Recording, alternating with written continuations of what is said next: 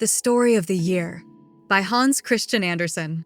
It was near the end of January, and a terrible fall of snow was pelting down and whirling through the streets and lanes. The windows were plastered with snow on the outside. Snow fell in masses from the roofs. Everyone seemed in a great hurry. They ran, they flew, fell into each other's arms, holding fast for a moment as long as they could stand safely. Coaches and horses looked as if they had been frosted with sugar.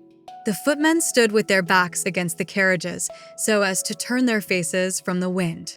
The foot passengers kept within the shelter of the carriages, which could only move slowly on in the deep snow.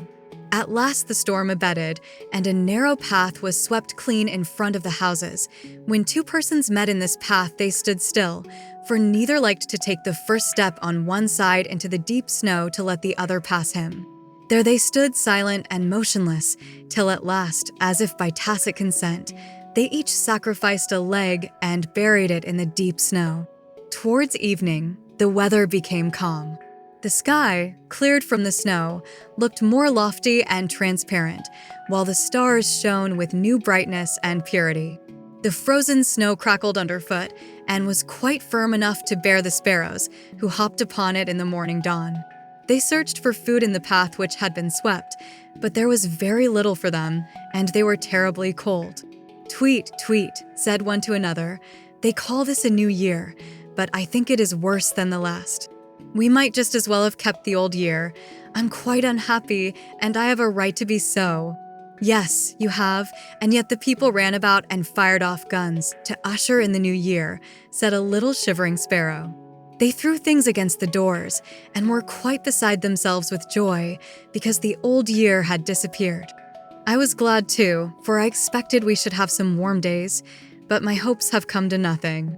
It freezes harder than ever. I think mankind have made a mistake in reckoning time. "That they have," said a third, an old sparrow with a white poll. "They have something they call a calendar. It's an invention of their own, and everything must be arranged according to it. But it won't do. When spring comes, then the year begins. It is the voice of nature, and I reckon by that. But when will spring come?" Ask the others.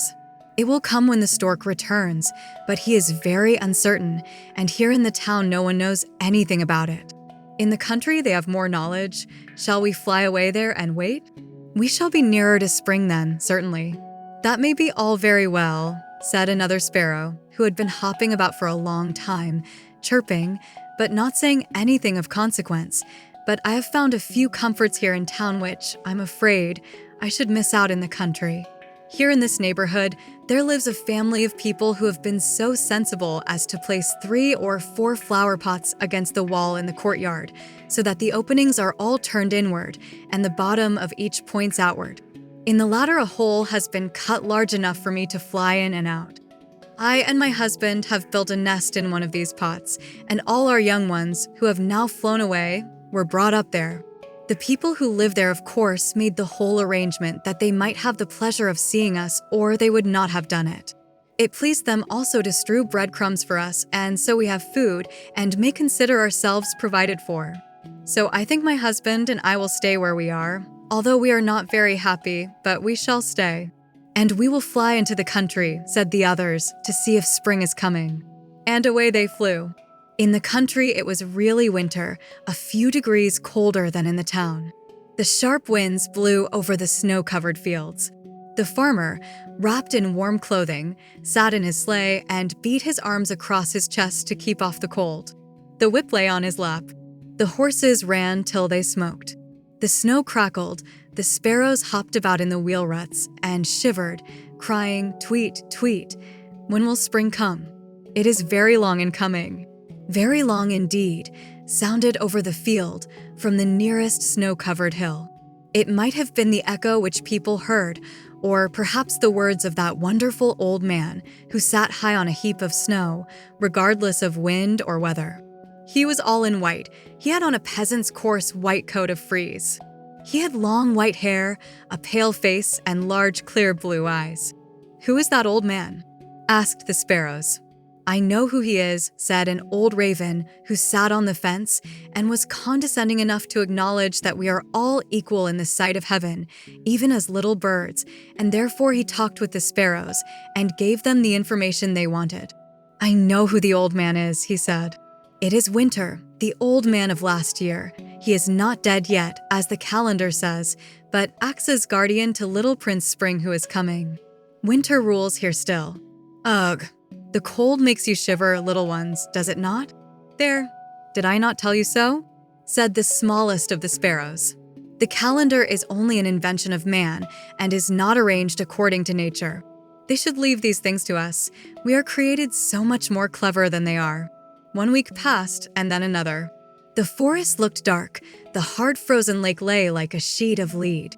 The mountains had disappeared, for over the land hung damp, icy mists.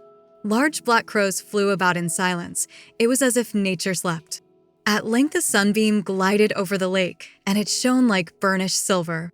But the snow on the fields and the hills did not glitter as before. The white form of Winter sat there still, with his unwandering gaze fixed on the south. He did not perceive that the snowy carpet seemed to sink as it were into the earth, that here and there a little green patch of grass appeared, and that these patches were covered with sparrows. "Tee-wit, tee-wit, is spring coming at last?" Spring! How the cry resounded over field and meadow and through the dark brown woods, where the fresh green moss still gleamed on the trunks of the trees, and from the south came the 2 first storks flying through the air, and on the back of each sat a lovely little child, a boy and a girl. They greeted the earth with a kiss, and wherever they placed their feet, white flowers sprung up from beneath the snow. Hand in hand they approached the old iceman. Winter embraced him and clung to his breast, and as they did so, in a moment all 3 were enveloped in a thick, damp mist, dark and heavy, that closed over them like a veil. The wind arose with mighty rustling tone and cleared away the mist. Then the sun shone out warmly. Winter had vanished away, and the beautiful children of spring sat on the throne of the year. "This is really a new year," cried all the sparrows. "Now we shall get our rights, and have some return for what we suffered in winter." Wherever the 2 children wandered, green buds burst forth on bush and tree, the grass grew higher, and the cornfields became lovely and delicate green. The little maiden strewed flowers in her path. She held her apron before her. It was full of flowers. It was as if they sprung into life there, for the more she scattered around her, the more flowers did her apron contain. Eagerly she showered snowy blossoms over apple and peach trees, so that they stood in full beauty before even their green leaves had burst from the bud. Then the boy and the girl clapped their hands, and troops of birds came flying by, no one knew from whence, and they all twittered and chirped, singing spring has come. How beautiful everything was! Many an old dame came forth from her door into the sunshine and shuffled about with great delight, glancing at the golden flowers which glittered everywhere in the fields, as they used to do in her young days. The world grew young again to her as she said, "It is a blessed time out here today." The forest already wore its dress of dark green buds. The time blossomed in fresh fragrance. Primroses and anemones sprung forth, and violets bloomed in the shade, while every blade of grass was full of strength and sap. Who could resist sitting down on such a beautiful carpet? And then the young children of spring seated themselves, holding each other's hands, and sang and laughed and grew. A gentle rain fell upon them from the sky, but they did not notice it, for the raindrops were their own tears of joy. They kissed each other and were betrothed, and in the same moment the buds of the trees unfolded, and when the sun rose, the forest was green. Hand in hand the 2 wandered beneath the fresh pendant canopy of foliage, while the sun's rays gleamed through the opening of the shade in changing and varied colors. The delicate young leaves filled the air with refreshing odor. Merrily rippled the clear brooks and rivulets between the green, velvety rushes and over the many-colored pebbles beneath. All nature spoke of abundance and plenty. The cuckoo sang, and the lark caroled, for it was now beautiful spring. The careful willows had, however, covered their blossoms with woolly gloves, and this carefulness is rather tedious. Days and weeks went by, and the heat increased. Warm air waved the corn as it grew golden in the sun. The white northern lily spread its large green leaves over the glossy mirror of the woodland lake, and the fishes sought the shadows beneath them. In a sheltered part of the wood, the sun shone upon the walls of a farmhouse, brightening the blooming roses and ripening the black, juicy berries, which hung on the loaded cherry trees with his hot beams. Here sat the lovely wife of summer, the same whom we have seen as a child and a bride. Her eyes were fixed on dark gathering clouds, which in wavy outlines of black and indigo were piling themselves up like mountains, higher and higher. They came from every side, always increasing like a rising, rolling sea. Then they swooped towards the forest, where every sound had been silenced as if by magic, every breath hushed, every bird mute. All nature stood still in grave suspense. But in the lanes and the highways, passengers on foot or in carriages were hurrying to find a place of shelter. Then came a flash of light, as if the sun had rushed forth from the sky, flaming, burning, all-devouring, and darkness returned amid a rolling crash of thunder. The rain poured down in streams. Now there was darkness, then blinding light, now thrilling silence, then deafening din. The young brown reeds on the moor waved to and fro in feathery billows. The forest boughs were hidden in a watery mist, and still light and darkness followed each other. Still came the silence after the roar, while the corn and the blades of grass lay beaten down and swamped, so that it seemed impossible they could ever raise themselves again. But after a while the rain began to fall gently, the sun's rays pierced the clouds, and the water drops glittered like pearls on leaf and stem. The birds sang, the fishes leaped up to the surface of the water, the gnats danced in the sunshine, and yonder, on a rock by the heaving salt sea, sat Summer himself, a strong man with sturdy limbs and long, dripping hair. Strengthened by the cool bath, he sat in the warm sunshine, while all around him renewed nature bloomed strong, luxuriant, and beautiful. It was summer, warm, lovely summer.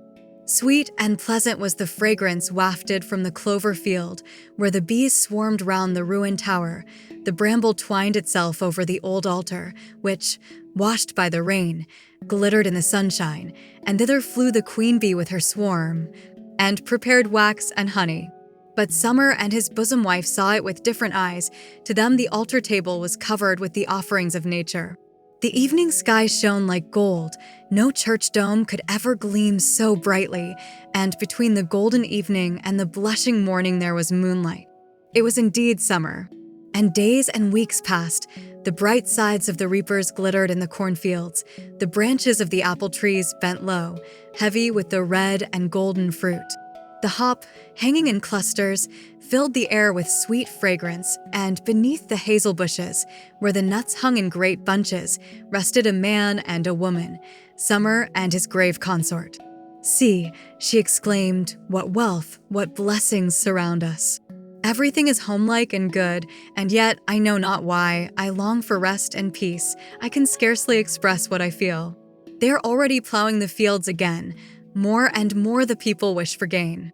See, the storks are flocking together and following the plow at a short distance. They are the birds from Egypt who carried us through the air. Do you remember how we came as children to this land of the north?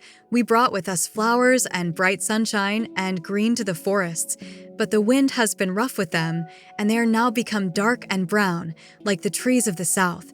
But they do not, like them, bear golden fruit. Do you wish to see golden fruit?" said the man, "then rejoice," and he lifted his arm. The leaves of the forest put on colors of red and gold, and bright tints covered the woodlands. The rose bushes gleamed with scarlet hips, and the branches of the elder trees hung down with the weight of the full, dark berries. The wild chestnuts fell ripe from their dark, green shells, and in the forests the violets bloomed for the second time. But the queen of the year became more and more silent and pale. "It blows cold," she said, "and night brings the damp mist. I long for the land of my childhood." Then she saw the storks fly away, every one, and she stretched out her hands towards them. She looked at the empty nests. In one of them grew a long-stalked corn flower, in another the yellow mustard seed, as if the nest had been placed there only for its comfort and protection, and the sparrows were flying round them all. Tweet, where has the master of the nest gone? Cried one, I suppose he could not bear it when the wind blew, and therefore he has left this country. I wish him a pleasant journey. The forest leaves became more and more yellow, leaf after leaf fell, and the stormy winds of autumn howled. The year was now far advanced, and upon the fallen, yellow leaves lay the queen of the year, looking up with mild eyes at a gleaming star, and her husband stood by her. A gust of wind swept through the foliage, and the leaves fell in a shower. The summer queen was gone, but a butterfly, the last of the year, flew through the cold air. Damp fogs came, icy winds blew, and the long, dark nights of winter approached. The ruler of the year appeared with hair white as snow, but he knew it not. He thought snowflakes falling from the sky covered his head, as they decked the green fields with a thin, white covering of snow. And then the church bells rang out for Christmas time. The bells are ringing for the newborn year, said the ruler. Soon will a new ruler and his bride be born, and I shall go to rest with my wife in yonder light-giving star. In the fresh, green firwood, where the snow lay all around, stood the angel of Christmas and consecrated the young trees that were to adorn his feast. May there be joy in the rooms and under the green boughs, said the old ruler of the year. In a few weeks he had become a very old man with hair as white as snow. My resting time draws near. The young pair of the year will soon claim my crown and scepter. But the night is still thine, said the angel of Christmas, for power, but not for rest. Let the snow lie warmly upon the tender seed. Learn to endure the thought that another is worshipped whilst thou art still Lord. Learn to endure being forgotten while yet thou livest. The hour of thy freedom will come when spring appears. And when will spring come? Asked Winter. It will come when the stork returns. And with white locks and snowy beard, cold, bent and hoary, but strong as the wintry storm, and firm as the ice, old Winter sat on the snowdrift-covered hill, looking towards the south, where Winter had sat before and gazed. The ice glittered, the snow crackled, the skaters skimmed over the polished surface of the lakes. Ravens and crows formed a pleasing contrast to the white ground, and not a breath of wind stirred, and in the still air old Winter clenched his fists, and the ice lay fathoms deep between the lands. Then came the sparrows again out of the town, and asked, Who is that old man? The ravens sat there still, or it might be a son, which is the same thing, and he said to them, It is Winter, the old man of the former year. He is not dead, as the calendar says, but he is guardian to the spring, which is coming. When will spring come? Ask the sparrows, for we shall have better times then, and a better rule.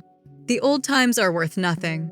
And in quiet thought old Winter looked at the leafless forest, where the graceful form and bends of each tree and branch could be seen, and while Winter slept, icy mists came from the clouds, and the ruler dreamt of his youthful days and of his manhood. And in the morning dawn the whole forest glittered with hoar frost, which the sun shook from the branches, and this was the summer dream of Winter. When will spring come? Asked the sparrows. Spring. Again the echoes sounded from the hills on which the snow lay. The sunshine became warmer, the snow melted, and the birds twittered, Spring is coming.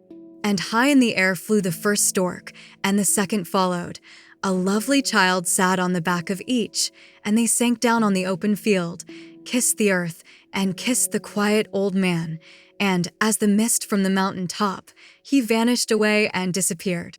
And the story of the year was finished. This is all very fine, no doubt, said the sparrows, and it is very beautiful, but it is not according to the calendar, therefore it must be all wrong.